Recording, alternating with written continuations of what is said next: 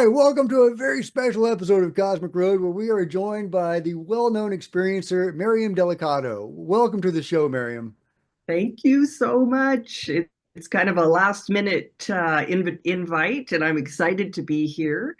I watched a few of your videos. I kind of looked at your channel a little bit, and I saw that you are a newly awakened person to this genre. So, yeah, I think we can have some really great conversations about what's happening in the world right now, especially in terms of all the massive sightings that are taking place. And sort of talk about where consciousness is at for the whole, because that's really the point of all of this. There's a really big section of ufology that needs to have more attention. Yeah, absolutely. Consciousness is key to a lot of this, maybe all of it. And I can't wait to get your perspectives on that. But before we get too far into it, did you want to give viewers like a Cliff Notes version of your own story, or do you want that to be the focus? I'll give a cliff note because I think it's really relevant. Uh, you know, I mean, it's a big story, but to pare it down, in 1988, I was on driving on a highway in northern British Columbia, Canada. And after a very long series of, a few hours, some lights that kept following us behind our vehicle, there were some other adults in the car. Um, I ended up, we ended up pulling over to the side of the road, and I was taken on board a UFO by tall, blonde haired, blue eyed extraterrestrials. And I spent 3 hours with them. And I often share with people that I feel that my particular experience is unique, and the reason I feel that way is because they did something that I have not heard many people ever state, which is they wanted me to remember the experience. Whereas a lot of people, the experience was, suppressed. So people have bits and pieces of that remembering. Whereas with me, I mean, I knew as soon as I walked off the craft that something was up, and I got back in the car with the other people that were freezing cold. They'd been sitting on the side of the road clearly for hours. They had been when the abduction took place, abduction, contact, whatever you want to call it, I don't care. The language is irrelevant. But when that happened, all the people in the car looked as though they went into a state of um, complete, complete stillness. It was as if even the ants, if there were ants crawling, you couldn't even have heard that. It became so still, and it was very surreal. Um, and then as soon as I got back into the car, I mean, I knew right away that there was something going on. Um, and then those memories just kept coming back more and more and more as the days went on. So now we're talking about 36 years later, and it's funny. I have people send me messages that say, if you want answers, you can ask me. And I'm like, wow, I don't really think that any one person has the answers, including me. It doesn't work like that because it's such a big topic, as I'm sure you know. And but what I do know is my experience. And that's where I speak from, is this profound interaction that I had where they talked about the formation of life on Earth, and what they talked about in terms of what they called the first world, the second world, the third world, the fourth world, and then the fifth world, and that we are living in the fourth world.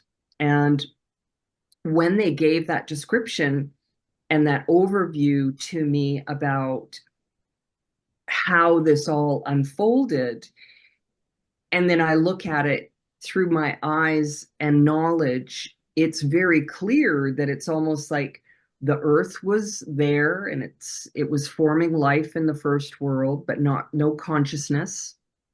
And then evolution, they assisted evolution to a degree, and that would be uh, sort of where the dinosaur age was, and that life never grew into quote consciousness.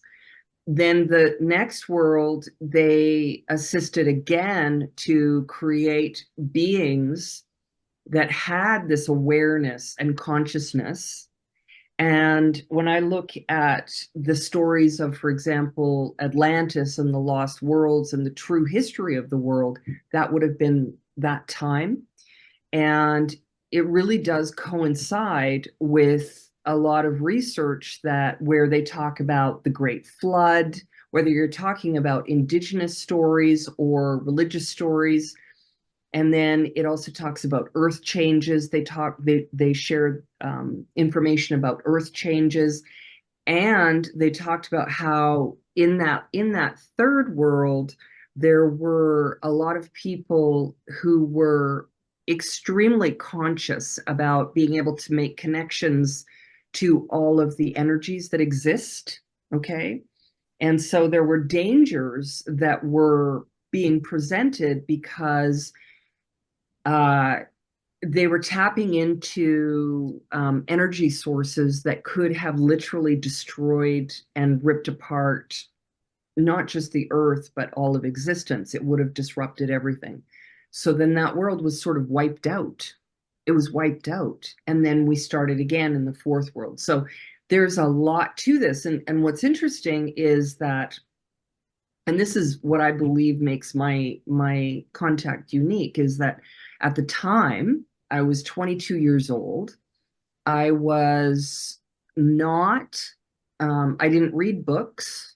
I had no education, meaning I didn't go to school past grade 7. Okay. And there's reasons for that. It was a rough upbringing. And so I never got to go to school. So I was very shrouded in um, a lot of like, what's the word I'm looking for? I'm a bit tired. Sorry, folks. Hey, me too, I too. was a bit sheltered. I was a bit sheltered. And and then, yeah, when I was 22, all this massive information was given to me by these beings, including a lot about the physics, okay? The physics of how everything works. And the older I get, I'm 58 now, so it's 36 years on, there's still more unveiling that has been happening, even for me, regarding what it was that they shared with me. So, physics and spirituality and ufology and life itself all bind together. They're all connected. And I'm sure that you found that in your research. Yeah, And I call it the greater phenomenon. There's the UFO phenomenon, but then there's the greater phenomenon, of which the UFO phenomenon is a subset, but not even a distinct subset because it's all baked into the other stuff. Metaphysics, consciousness, near-death experiences, death experiences, Bigfoot. They're all connected. yes, absolutely. I'm curious to know at what point did you yourself in your quest to understand, did you start to really come to terms that everything was connecting to each other section that people are looking into? At what point did you come to that Well, conclusion? like you say, I'm newly awakened into the subject, right? I didn't get into this until 2017, until Lou Elizondo came out of the ATIP closet. And I started studying UFOs seriously. I was not a believer until then. And I was also an atheist, a non-spiritualist. Mhm. Didn't believe in anything. I was a fantasy writer and a science fiction writer, still am, but I believed I had to create these things because they didn't exist in the real world.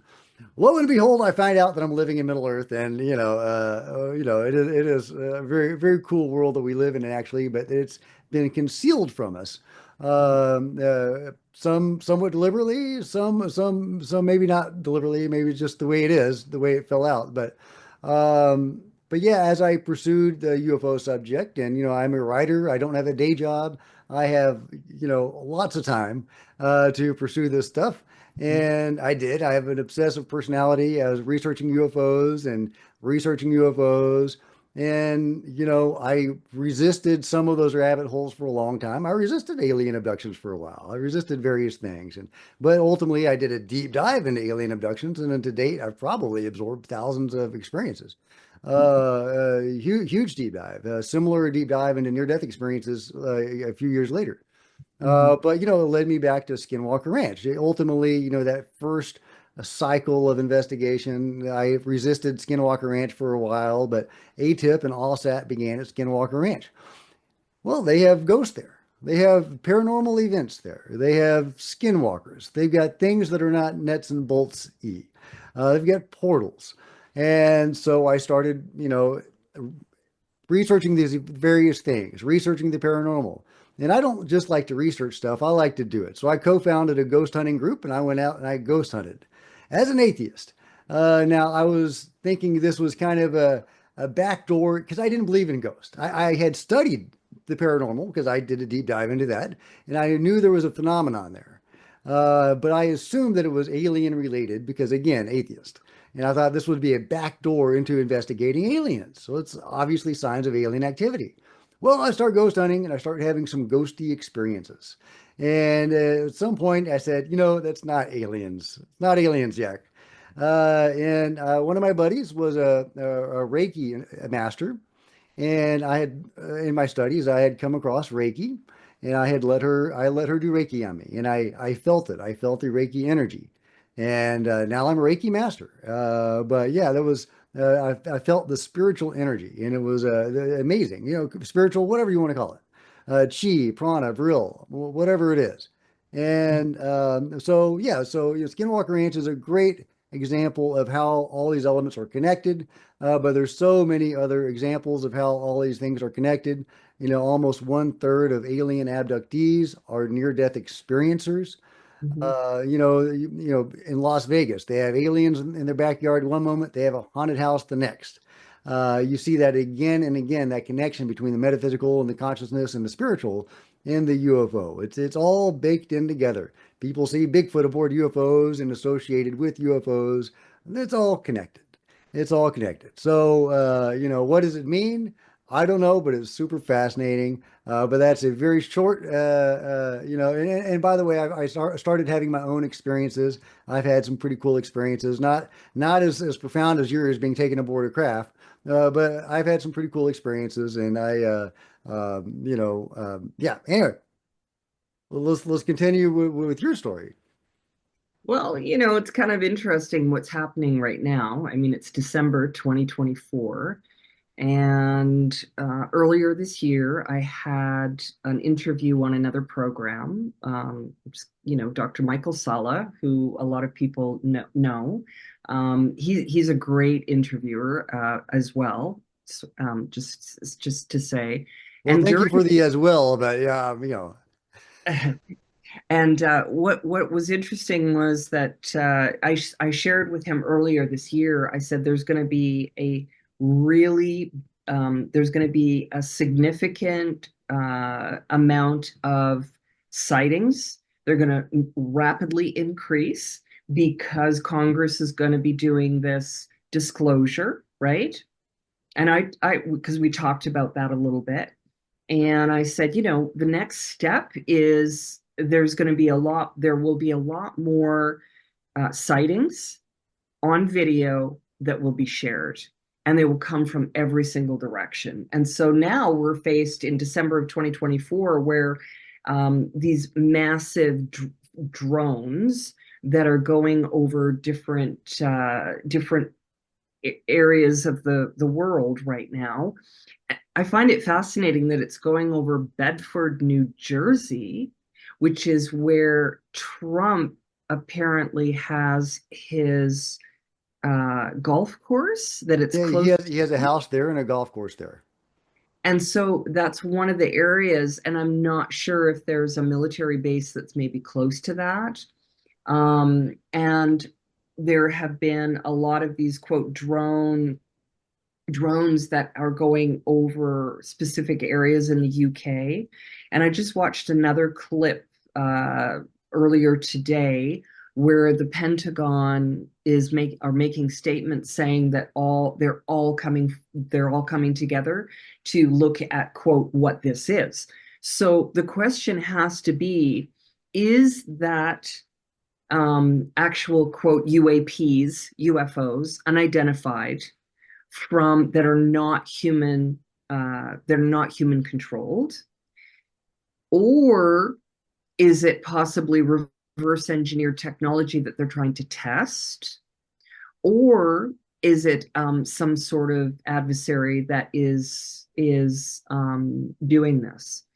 I don't think that it's the third, and the reason I feel that way is because this happened. There was a massive drones that were really large that were sighted in Colorado exactly 4 years ago, and they were coming. And we never heard who or what that was or why that happened, but I it was think I covered that on the channel. That was really weird. And you're right. That seems to have been the start of this whole thing. yeah, it was exactly 4 years ago in 2020, 4 years ago in Colorado. So what is that? And they never found out what it was. Now, there's some very interesting things around Colorado.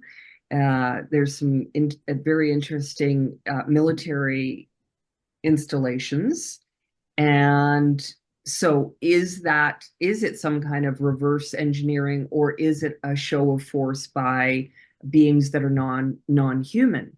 What I do recognize is that in right now, these drones that people are filming with the lights on them, those they started to show up within days of um, the United States and the UK giving the approval to Ukraine and sending them long range missiles to be able to strike Russia.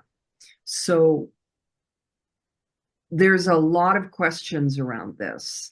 And I think that anyone that is making an assumption that it's quote non-human, we have to be careful on this one.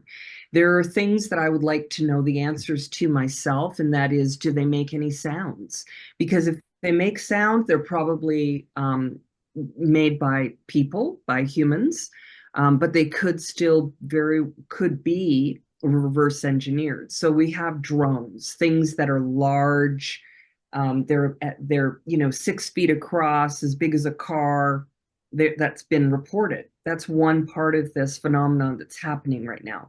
The other part, which is very different, it's extraordinarily different, and that is orbs. Now, in the history of the sort of unveiling in UFOs and ufology researchers and people who have had experiences, for the longest time there was this, what I saw as being disinformation or misinformation being given to people, where someone would take a picture with a camera and then a literal refraction of light on the photo, and people were saying, oh, it's orbs, it's UFOs, it's this, it's no, it was a light refraction. So that's what that was. And it was making it so that the general public was literally, and this is an important point, okay? A lot of people started saying this about these pictures and saying these were orbs. And when I was talking about orbs and seeing orbs, the general public, almost everyone, was making an assumption that I was talking about these things that were coming up on, photographs. That wasn't the case. So it held back the entire um, the entire community, in terms of allowing for real research to come forward and pieces of these puzzles that we are all seeking, because these were physical round balls of energy. Sometimes they appeared as what looks like stars, and sometimes they appear as different colored lights. They're green, red, blue, and silver. Okay, those are the ones that I'm aware of that have been reported. And then the star ones. So that's 5 of them. And these things are very different than what was coming up on a picture. Now, right now in 2024, December 2024, we have these drones. That's one part that could be distracting. It could be distracting us, okay? Because the orbs are everywhere right now. People are getting video of these orbs and what I call star orbs all over the world.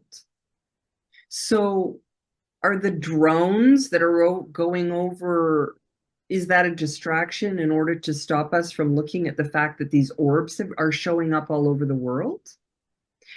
And I would caution people to say we have to ask a lot of questions before a decision is made as to what something is. Because if we truly want disclosure, we have to be ready to be able to accept what disclosure is. And it's nice to be able to use the word drone because it's a very, human word. But the orbs, the information that I have from 1988 is that these orbs are, one of their primary purposes is to collect data from the Earth. Okay. They have a lot of energy inside of them, and it's like saying that they could emit what is it? What's it called? A pulse to wipe out all technology. They have the ability to, Electromagnetic yeah, pulse. an EMP, Yeah. yeah. So they have the ability to do that, and for years and years and years, you'll hear researchers talk about how these orbs go over specifically nuclear sites and shut everything down. And there's nothing that they can do. Okay. So I it's really interesting that the UK and the United States came out and basically said, "Yeah, let's go to war. Let's make world war. Let's make it happen." It's a Because good idea. really, We're bored. well, who cares about human life, and who cares about the water and the earth itself and the plants and the animals? Who cares? Go to war. That's literally, in my opinion, what they both did. And by making that decision. And then both of those two countries are the two countries that have the explosion of two things: the orbs and the drones. Now, I would like someone to do some research out there and find out if the the actual locations of the drones is close to where historically or recently the orbs have been showing up. If there's a correlation between the two of them, it could actually mean that and I'm just speculating, it could mean that the the drones could possibly be reverse engineered, and they could be utilizing them to keep the orbs away from certain areas. Good It could be, speculation. right? Very, very likely. Very likely. Now it's so weird. Okay, so the drones, I just found out today there have been these fixed wing craft that look like planes, but they behave more like drones. They can stop, reverse direction, move around. But here's the weird thing. They emit different sorts of noises. The same type of object, these plane-like structures. Sometimes they will emit noises like a plane at high altitude. And sometimes they will emit propeller drone type noises. They're Mhm. putting off different sounds. Mhm. I don't know what to do with that. And another weird thing that I think it was Fox reported on a family that was driving and they saw one of these drones, and their clock changed time. Yeah. I don't know if that's mundane technology having some effect on their equipment, or if that's an example of missing time or exotic technology or what that is, but it's interesting. It could have been either one of those things. I know that I have had experiences of missing time and time shifting. Um, for example, okay, when I wrote my book, Blue Star, Fulfilling Prophecy, little plug there, which all of you watching can get a free download of that book if you go to my website. By Um, the way, I need to have you on again to talk about the Hopi Blue Star prophecy. well, that's part of the book. So yes. So my gosh, I lost my train of thought. I'm so sorry. Okay, drones. There was the missing time, The missing time. changing So clocks. I wrote the book, and I don't know. I don't know how.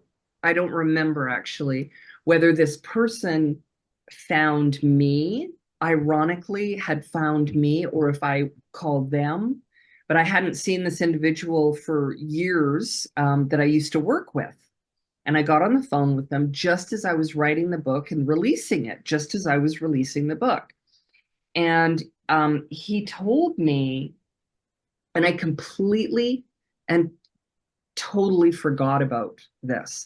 We were at work one night, and we were working the graveyard shift, and we had to get a certain amount of work done to clean these display cases that had food in them, cleaned by a certain time. And what happened was this being came in. This is what he said he remembered. This very strange looking, humanoid looking person, but not really human, like looked very strange, walked in to where we were working. And we had a very intense exchange. And then they reached across the counter and we touched hands. It's the last thing he remembered. And then it was the time changed from that moment to, I believe, like 45 minutes later. And all of the cases were cleaned, but neither one of us remembered doing it. Wow. This is part of the deep, deep, deep physics about of how extraordinarily powerful this technology is that these non-humanoid beings have access to. And it really is the disclosure. This is the disclosure. Having people in Congress say that there are such things as, quote, UFOs, UAPs, and also extraterrestrials, aliens, non-human beings, it's really a disconnect, because what people don't realize is, they can say that all they want. People like, yeah, yeah, yeah, yeah, yeah, yeah, okay. But until the bigger pictures of all of the parts start being disclosed in a really clear way, we're never going to get there. And Richard Dolan, for example, I he's one of the people in this field that there has never been a single thing that he has ever said or done that I have, I mean, I just completely respect and honor his work, because he's always pushing the envelope to to ask and demand for clarity rather than assumptions and trying to fill in pieces of information that maybe are not, maybe are fantasized within people, trying to make sense of an experience, for example. And he said something recently that I've been saying for 36 years. And if unless this community, and I mean the community of people who have had experiences, who are seeking to find answers within the community, we will never find clarity until we find the language, the correct language. And when I go back to the orbs, whether we're talking about these orbs that people would pick up on in a photograph and a physical orb, well, we need to find the right language for everything that we're doing and everything that we're discussing. And that goes from, and the interesting thing is that the quote government, Richard, I think, even talked about this, or someone was ticked right off about the fact that they changed the wording from UFO to UAP. Why would they do that? Okay. Since the 50s, people have been talking about UFOs in the public, okay, since I think the 50s. Before that, in our history as human beings, there has been documentation of UFOs and extraterrestrials all throughout history. But in the 50s is when the big stories started to break about aliens and UFOs, etc. So between that time and now, we're talking about 75, close to 75 years. So all the information that's come forward in the last 75 years had a term that was associated with it called UFO. And then all of a sudden, the United States Congress comes out and starts saying UAP. Now, the average person who's not looking into any of this, they're going to go to their little computer and they're going to say UAP. They're not going to go UFO and then research. So what happens is it's a slowing down of the information flow, okay? Because all those new people out there that start to say, hey, I want to know what's going on, they're looking up things that are in the new terminology.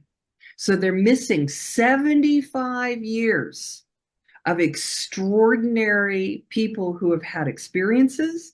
They're missing extraordinary information that has come forward from some really, really reputable people, like myself, like Travis Walton, different people who have come forward with their experiences over the years.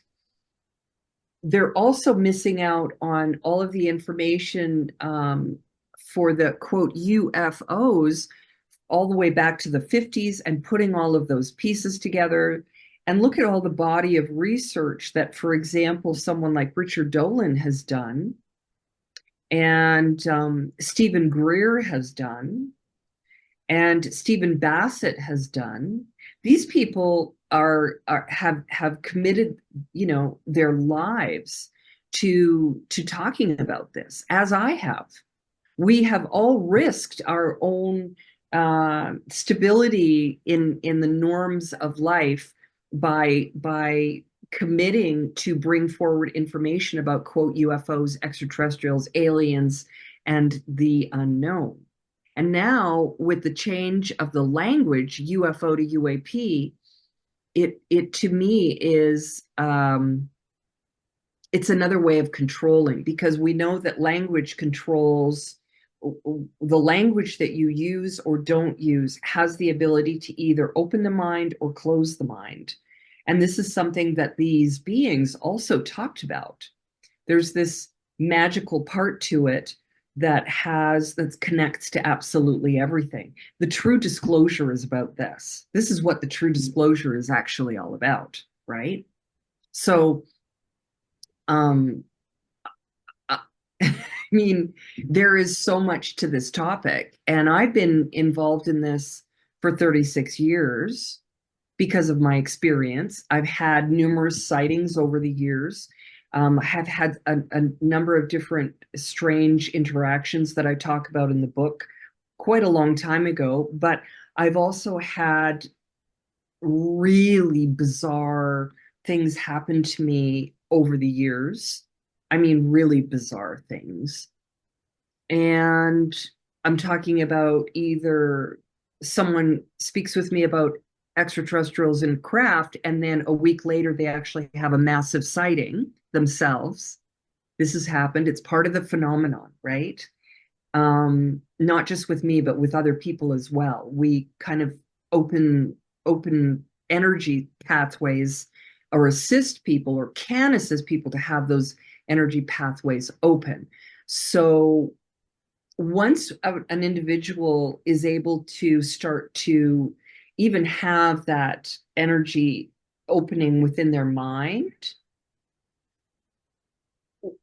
there's there's a way that the information can start to flow to people either spiritually or even through synchronicities and things like that. But in terms of what's happening in the world right now with this massive un, unleashing of information, when I look at what's happened through Congress, when I look at those four guys that came forward and, talked about what they implied they know, because they didn't really say very much. When I look at what Congress is doing, I have so many things go through my mind as a person who, for 36 years, I've never at any given point really, other than maybe in the beginning where I thought I was insane. Um, um, I don't think there are extraterrestrials, aliens, non-human beings. I don't wonder if that exists. I don't guess about what it's all about. I know. And I know because they gave me massive information, massive. And just to be very clear as well, the year right now, terrible. I used to be really good at math, not anymore. So 2009, how many years ago was that? So that was 10, Cool. 15 years ago, right? That sounds about right. I'll trust you. 15 years ago. So 15 years ago, sorry, my hair's getting caught there. 15 years ago, um, I talked to a lot of these researchers, and they thought that I was full of bunk. Now, I bring this up because I really want the audience to understand what I'm saying. I'm not pointing at the researchers and saying they were idiots. What I'm saying is 15 years ago, just 15 years ago, they told me that spirituality and the physics of it was irrelevant. And what they really needed to know about was the technology and the craft. Right. 15 years later, every single one of those people who told me that what I knew was irrelevant is now actively bringing that information forward to the public because of the research that they've done. So here's the question for everyone. What's really going on? I would love to know. And at what point is humanity going to be ready to understand what's really going on? Because this is not about faith and it's not about belief, it's about understanding. And that's where it has to begin, is on some level of understanding. and then being able to put pieces together in a really somewhat rational way. And I say somewhat because it's a very irrational topic, because we look at Congress who's talking about UAPs, and they're really not saying anything at all. What did they say? And what, a few weeks later, we have Pentagon standing up saying, oh, yeah, we're bringing together this or this group and these people and this and this and this, because we have to figure out what these drones are. We don't know what's going on. So is that the disclosure? You see, everything is a test. Everything is a test. Everything is, nothing can be brought out blatantly to the world until it's sort of, the warming up of humanity to understand. And if I look back 25 years ago, okay, 25 years ago, very few people were even focused on spirituality, meaning the search for consciousness and how we relate to it as human beings. 25 years ago. 36 years ago, almost no one that I knew could even remotely have a conversation with me about telepathy, and the esoteric. That was 36 years ago. So let's take a look at where we are right now. We're talking about beings that are interdimensional, time travelers, in the earth, around the earth, from other planets. We're talking about craft that is controlled by non-human beings. We're talking about energy sources that are more powerful than anything that we, as the average human being on Earth, can remotely even understand. And then we are also talking about spirituality, the search for consciousness, how it relates to, example, plant medicines and how that works in the brain and the mind, how meditation has the ability to affect crime rates in other, if a group of people are meditating to bring down crime rates, and how that, the Schumann effect, all of these things are on the tips of the tongues of most people.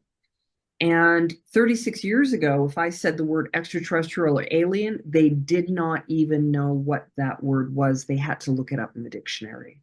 Think That's about amazing. think Things have about changed so much. Well, we have, David Grush, in Congress under oath talking about the extra dimensional aspect of UFOs. We have Lou Elizondo talking about how the craft themselves are alive. Again, under oath. Now, yes. what is life? Yeah, this long, a spiel that he's given before about what is life. Yeah, I mean, that's a great question. And these people are bringing this up in relation to UFOs, asking, interesting questions and posing interesting questions to the general public and to Congress. I would love to get some answers on any of that. Do you have any insight into the dimensional aspect of Mhm. any of this? I have insight into many areas of this genre. And the craft being alive. Here's the thing. You just said something very, very important. You said, It happened it once. happened. You just said something, oh gosh, I have to try to quote you now. Something along the lines of, they pose very interesting questions. You see, they didn't give you any answers. They gave the world questions. 36 years ago, I talked about how these craft were, quote, alive. Okay. I had government agencies tracking me down. I write about it in my book that they tried to recruit me. The Russians tried to recruit me into part of their psychic program. I had a number Russians of tried different. to recruit you. I'm sorry, I don't mean to interrupt you, but that's huge. What? Okay, I'm reading your book now, guys. I've got to read this book. It's free. All you have to do is just sign up, and for my you can sign up for the newsletter, but and if you sign up for the newsletter, you get a free download. If you don't want the newsletter, you just unsubscribe. The Um, Russians have never tried to recruit me for anything. I feel like a slacker. yeah, that's it. Well, read the book. It was terrifying to a degree. Yep. I was afraid for my life. And that's the other part of this. Does anyone actually think that those people that are coming forward, they're talking about whistleblowers and they're trying to get the whistleblowers to have some kind of protection and this and that. Come on.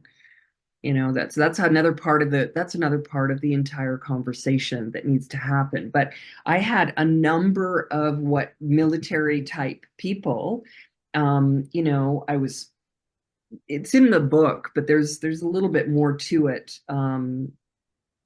where back then, if I would have said what I actually knew, they probably would have taken me into one of the programs to try to man, to maneuver one of the craft, because I knew that they were controlled by the minds of the beings, and that and that people. It was interesting because people they were trying to get people to sit in those positions with the craft to get it to function, and I think that they probably would have not been up in this world afterwards. Okay. Because the amount of energy that you have to be able to process that energy, and they're controlled through the thoughts of the pilots. And so they kept asking me questions about the energy sources, if I knew how to run the craft, if I ever did it myself, if I thought that I could do it. And I just kind of lied to them a lot because they would have taken me. And that isn't a question for me. I am quite sure they would have taken me. That's scary. Um, yeah, it is. And so when people say, they want, and another really good quote question to think about question is, people say, how can people who are part of these hidden projects with this technology, these beings, these craft, how can they stay silent? How can they even do that? How does that work?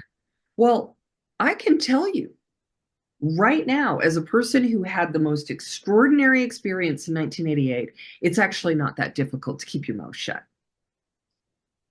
It is really not, because it's like a person with an IQ of 200 talking to a baby, right? How do you have that conversation? So these people that are on these projects that know all of this information, how are they going to talk to someone about it? How? There's no language that's going to be able to convey what it is that they're experiencing and understanding and everything else. And I'm convinced that a lot of these people that work in these projects, really deep in the projects, that they themselves are physically have been changed, and that those physical changes happen when you come into contact with that energy source, and that's physics. When you come in contact with electricity, you feel it. You, if it's strong enough, it will give your body a jolt and you will be affected by it. If it's strong enough, it can remove you from this world. So it's that analogy when looking at these projects and what it is that they represent, and why they're not coming forward. And again, look at the research. Go and look at the research from Stephen Bassett, from Stephen Greer, and from Richard Dolan. Those three specifically. They will tell you people lost, they lost their lives over this. They would come out and they would say bye-bye. That would be it. They'd be gone. Even people like myself who were contactees, really serious contactees, they were also being removed back in the day. So there's a lot of conversation that needs to be had about this in terms of what what it means for humanity. What is the actual outcome here? Where do we end up? And is for me my greatest concern has always been for 36 years is who is going to be the expert that talks about this to the public? Who is that expert? Because Stephen Greer has positioned himself to be that expert, but I don't want him to be my voice. Richard Dolan has positioned himself to be an expert, but I don't want him to be my voice. And it's the same with Stephen Bassett, and it's the same with the government. The people like me who have had direct physical contact with these beings, whether they are physical contacts or astral contacts, that's a whole nother it's a whole nother storyline. The interdimensional part and how interdimensionally they can come here and physically affect the body. So have people had actual physical contact, or did they have interdimensional astral or other kinds of contact that still affected the body and the mind? See, because mine was a physical contact.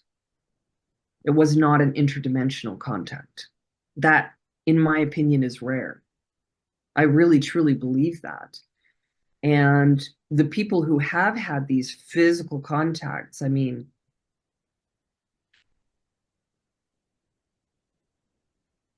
we are affected in a way that the physical body, the brain, the way that we think, the processing that we do, every single part of our lives is changed forever. And people who have had these interdimensional contacts are often very much changed as well. But people who have had physical contacts,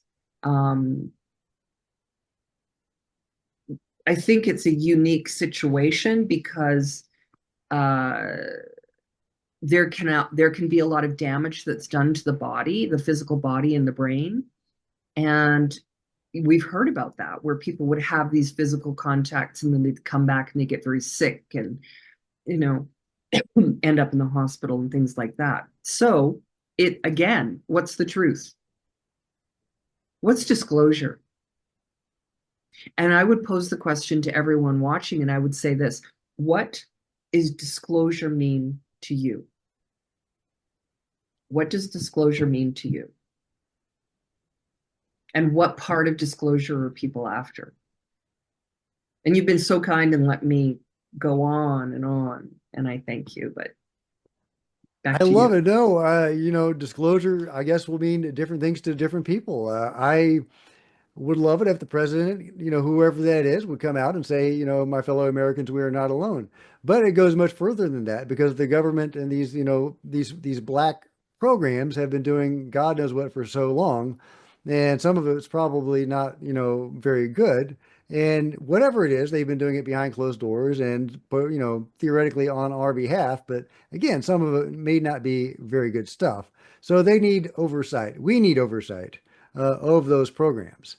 And so disclosure has to be all the way. We needed a full, complete, transparent disclosure. I need to know what they have been doing, and we need control of it. The people need control of it, not just the executive or, I guess Congress would be our best bet as far as having, the people's voice heard. But I'm not even sure if that's satisfactory. Mhm. Congress is so, the way it is. But different people have different definitions, and I can't wait to see what people say, what they think, what is disclosure for them. Well, Yeah. we said we were going to go for about an hour. We've gone about that. But I know we have to talk about your event coming up. And I know a lot of people are going to be excited about this event. So can you tell us what is in store for us? For the first time ever, I am opening the door to the general public in an event that's happening on December 8th. It's actually a three-part series that I'm doing, and where we're going to talk about, the truth about UFOs and UAPs and what this means for humanity.